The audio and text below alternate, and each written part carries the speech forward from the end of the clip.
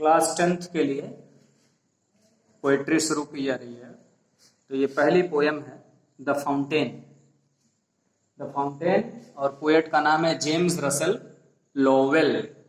James Russell Lowell ये poet का नाम, और पोयम का नाम द फाउंटेन। फाउंटेन तुम लोगों ने देखा होगा, ये मैंने चित्र इसलिए बना दिया कि ये समझ सको। कहीं पार्क वगैरह में जाते हो या कहीं घूमने फिरने बड़े बड़े होटल्स में, तो वहां भी देखे होगे इस तरह रहता है कि इसको हिंदी में फव्वारा कहते हैं। ऐसे पानी नीचे से ऊपर की ओर जाता है। इसमें समझो फाउंटेन और झरने में अंतर है। झरना जो होता है वो पानी ऊपर से नीचे गिरता है, इसमें पानी नीचे से ऊपर जाता है। लेकिन ये जो पोयम है ये आर्टिफिशियल फाउंटेन है। आर्टिफिशियल यानी ह्यूमन मेड, जिसको मनुष्य ने बनाया है। इस पोयम में जिस फाउंटेन की बात कर रहे हैं रसल, वो नेचुरल फाउंटेन। नेचुरल फाउंटेन बहुत ही कम लोगों ने देखा है, मैंने भी अभी तक नहीं देखा है। नेचुरल फाउंटेन बिल्कुल प्राकृतिक रूप से ऐसे धरती से पानी निकलता है, इस तरह ऊपर की ओर बढ़ता है। धरती के अंदर वाटर सोर्सेस होते हैं, कहीं कहीं ऐसा होता है, जैसे वोल्केनो ऐसे फूट के निकलता है। वोल्केनो यानी ज्वालामुखी। तो इस तरह से पानी निकलता है।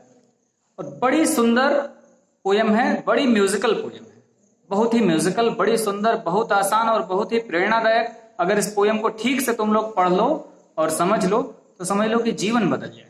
जीवन से जुड़ी हुई बात है, इसमें जीवन के लिए भी संदेश है। तो पहले मैं पूरी पोयम एक बार रीड आउट करता हूं, तुम लोग पहले पूरी पोयम सुन लो, फिर एक एक स्टैंजा में एक्सप्लेन करता हूं। बहुत ही आसान, बहुत ही म्यूजिकल, बड़ी ही सुंदर सी पोयम है। और एक बार दो बार अगर मन लगाकर तुमने सुन लिया या पढ़ लिया तो ये पोयम तुम्हें याद हो जानी चाहिए। और नहीं याद होती है तो ये सोचना कि तुम्हारे अंदर कोई ना कोई गड़बड़ी है, कुछ ना कुछ कमी है कि तुम्हें पोयम्स नहीं याद हो रही। इतनी अच्छी अच्छी पोयम्स याद होनी चाहिए। एक आदमी को अपने जीवन में अगर 100 पोयम से कम याद है तो जान लो उसका जीवन व्यर्थ है। ये खुलेआम मैं ये बात कर रहा हूं। और हम जैसे जो पागल टाइप के लोग हैं उनको 1000 तो 1000 याद हो सकती है, चाहे किसी भी भाषा की हो, यह आवश्यक नहीं कि इंग्लिश की हो। खैर, लाइट जो होती है, कई प्रकार की लाइट होती है। जैसे लाइट का सबसे बड़ा सोर्स या सोर्स ऑफ एनर्जी द सन है। द सन, तो एक सनलाइट नेचुरली मिलेगी, और एक लाइट मिलेगी नाइट में जब सन नहीं रहेगा तो मून लाइट। और एक सिचुएशन ऐसी होती है कि ना सन है ना मून है इन द नाइट, तो स्टार लाइट। तो इसमें ये 3 तरह की लाइट की भी बात आएगी इस पोयम में। अब इस फाउंटेन को सिस्टम समझो कि पानी कैसे ऊपर जाता है फिर नीचे की ओर आता है, और इसको देखना बड़ा आनंददायक होता है। We get enjoyment when we see fountain, may it be artificial or natural. I haven't seen any natural fountain and I think most of you haven't seen it. Natural बहुत कम लोगों ने देखा, लेकिन आर्टिफिशियल भी देखने में बड़ा मजा आता है। लोग पार्क वगैरह में या बड़े बड़े होटल्स में कहीं मैं जाता हूँ तो ये जो किनारे किनारे ऐसे बना रहता है उसमें लाइट्स लगी रहती है रंग बिरंगी रात को, और बड़ा सुंदर सा दृश्य होता है। मैं तो गुजरात गया था तो ऐसे फवारों पर, फाउंटेन पे पूरी कहानी नचिकेता की और यमराज की दिखाई गई थी, बिल्कुल पानी पर ऐसे प्रोजेक्शन कर करके। बड़ा दिव्य दृश्य था, तो बड़ा आनंददायक होता है। पोयम सुनते हैं। Into the sunshine full of the light, leaping and flashing from morn till night, into the moonlight whiter than snow, waving so flower-like when the winds blow, into the starlight rushing in spray, happy at midnight, happy by day. Eva in motion, blithesome and cheery, still climbing heavenward, never aweary, glad of all weathers, still seeming best, upward or downward, motion thy rest. Full of nature, nothing can tame, changed every moment, ever the same, ceaseless aspiring, ceaseless content, darkness or sunshine, thy element, glorious fountain, let my heart be, fresh, changeful, constant, upward like thee. तो अब पहला stanza देखो। Into the sunshine full of the light, leaping and flashing from morn till night. Into the sunshine, जब सन निकल जाता है, sunlight आ जाती है, तो क्या होता है? Full of the light. O fountain, you are full of the light. तुम वो सन की लाइट से बिल्कुल भर जाते हो, बिल्कुल लाइट से भरपूर हो जाते हो। Leaping and flashing from morn till night. और लीपिंग ऐसे छलांग लगाना, ऊपर की ओर ऐसे छलांग, एंड फ्लैशिंग, चमकते रहते हो। जब जब छलांग लगाओगे तब तक चमक आएगी। फ्रॉम मॉर्न टिल नाइट, यानी मॉर्निंग से जब से सनलाइट आती है तब से लेकर नाइट तक, यानी जब तक सनलाइट रहती है तुम इस तरह छलांग लगा के चमकते हुए फ्लैश लाइट समझते हो, कैमरे में जलता है फ्लैश, ऐसे जल के तुरंत बुझ जाता है, ऐसे छलांग लगाता है जब ये पानी का फव्वारा सनलाइट में, तो इस तरह का दृश्य उपस्थित होता है सुबह से लेकर शाम तक। फिर दूसरा स्टैंजा आता है, into the moonlight whiter than snow. अब देखो मूनलाइट कैसा होता है, बिल्कुल व्हाइट होता है, दूधिया चांदनी का। तो स्नो बर्फ होती है, कैसी बर्फ, असली में शायद तुम लोगों ने देखा होगा, मैंने देखा असली बर्फ, इधर नॉर्थ साइड में चले जाओ तो बर्फबारी होती है, तो वो बर्फ जो स्नो होता है वो बर्फ कहने से मत समझो, बर्फ कई प्रकार, एक तो बर्फ होता है कि भाई सिल्ली होती है, तुम किसी को मार दो तो मर जाए, उसकी खोपड़ी फूट जाए, लेकिन जो स्नो होता है वो नेचुरल, वो नॉर्मल आइस नहीं है, वो स्नो बिल्कुल रुई की तरह ऐसे गिरता है, ऐसे फर फर फर, और बड़ा अच्छा लगता है, मजा आता है खेलने में, उसको गोल गोल बना के भी किसी के ऊपर फेंको तो रुई जैसा लगेगा, वो सॉफ्ट होता है।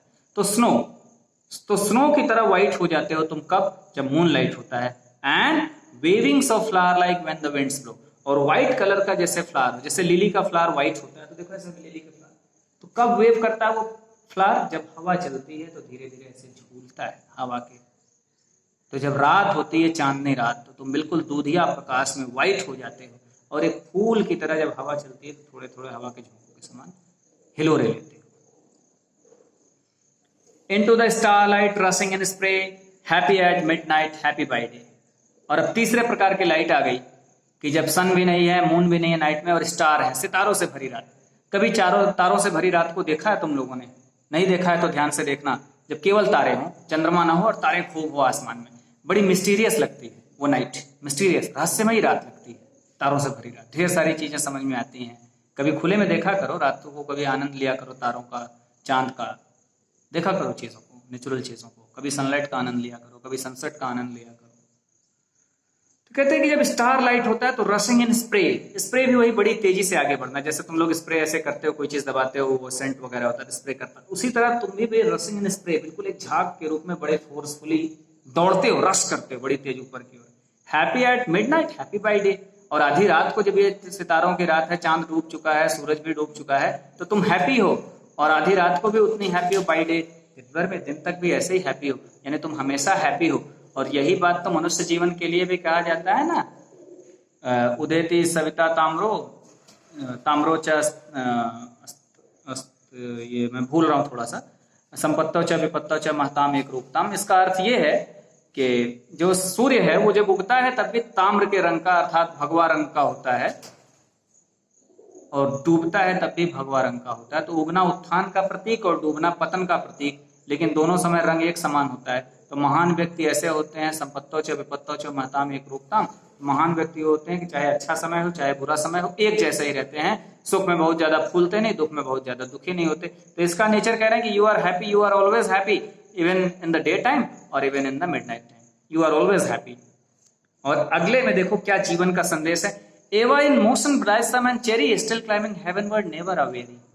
Ever in motion, you are ever in motion, तुम हमेशा गति में हो, रुके नहीं हो, हमेशा गतिमान हो।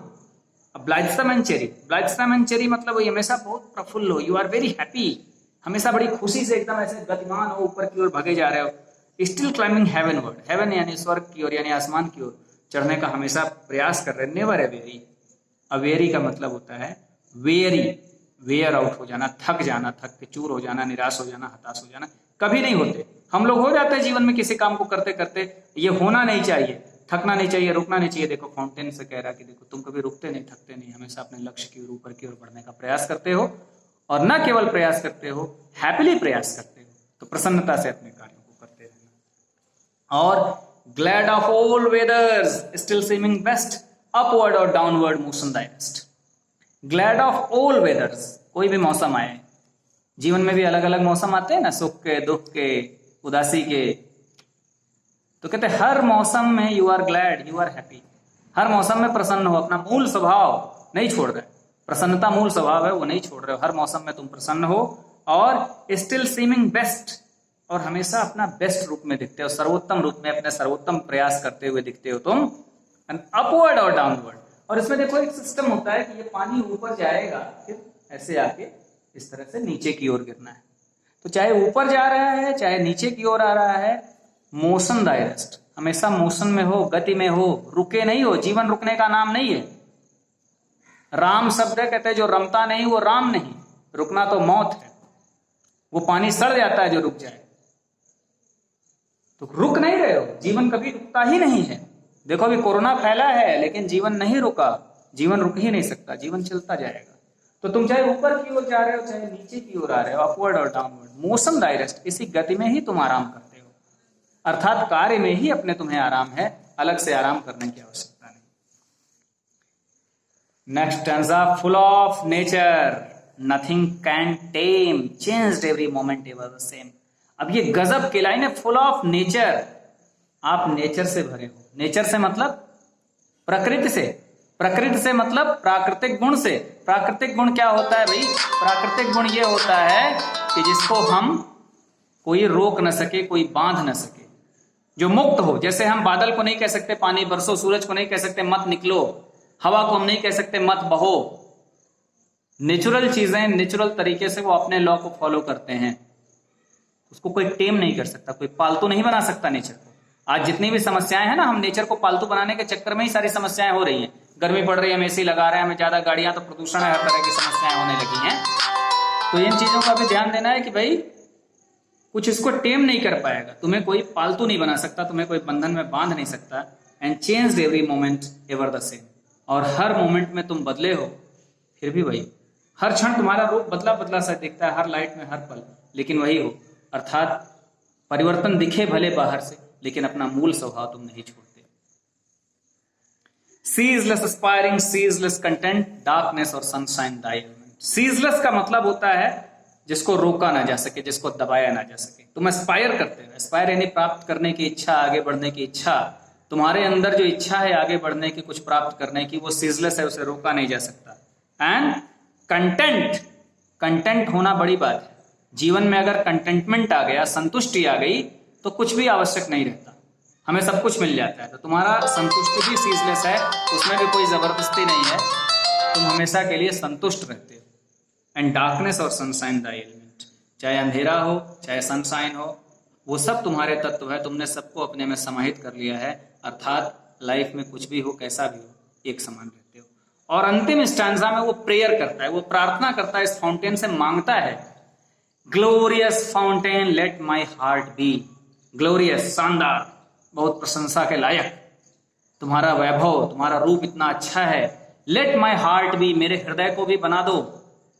लेट माई हार्ट बी, मेरे हृदय को भी बनाओ कैसा? फ्रेश, हमेशा ताजा रहे। ताजा मतलब ऊर्जा से भरा रहे हृदय, हृदय कभी निराश ना हो। चेंजफुल, परिवर्तनशील भी रहे समय के साथ, जो परिवर्तन आते हैं उनको स्वीकार करे मेरा हृदय। कांस्टेंट, लेकिन स्थिर भी रहे, जो मूल स्वभाव है वो न छोड़े, लक्ष्य को न छोड़े। एंड अपवर्ड लाइक दी, और हमेशा आगे बढ़ने की ओर, विकास की ओर हमेशा सोचे, संसार को, समाज को कुछ अच्छा देने के बारे में सोचे, बिल्कुल जैसे तुम्हारी तरह ही मेरा हृदय बना दो। Fresh, changeful, constant, upward, 4 qualities मांग रहा है फाउंटेन से। Fresh, changeful, constant, upward. Like the, the means you, old English में यू को दी कहते थे। तो ये है पोयम, तुम लोग 2-1 बार सुनोगे, मुझे लगता है कि याद हो जाएगी। बड़ी सुंदर पोयम, और इसको पूरी अच्छी तरह से देख लो। वीडियोस, बुक अपने सामने हमेशा रखोगे, एक्सप्लेनेशन देख लो, और अच्छा लगे तो कमेंट करके बताओ। चैनल सभी लोग सब्सक्राइब कर लो, इसलिए क्योंकि अगर व्हाट्सएप से हट जाते हो तो चैनल का तुम्हें नोटिफिकेशन मिलता रहेगा, मटेरियल उस पर जो भी जाएगा। और अगर कोई और समस्या होती है तो पूछ सकते हो। धन्यवाद।